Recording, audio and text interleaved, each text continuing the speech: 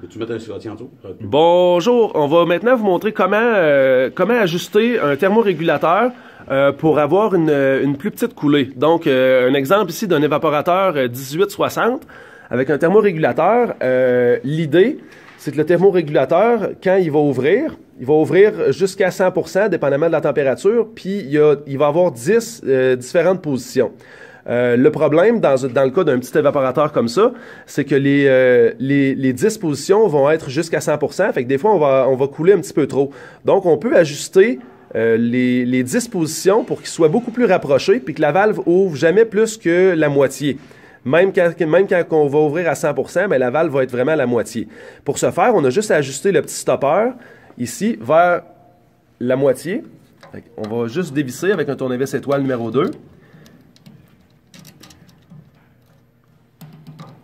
On va le mettre environ vers la moitié.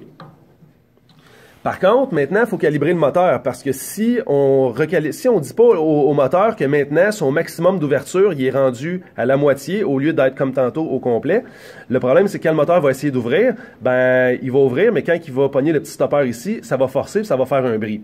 Pour calibrer le moteur, on a juste à appuyer sur la petite lumière verte jusqu'à temps que l'orange allume. Quand l'orange est allumée, on fait juste attendre, le moteur tombe en mode calibration. Il rouvre bien tranquillement jusqu'à temps qu'il accote sur le petit stopper.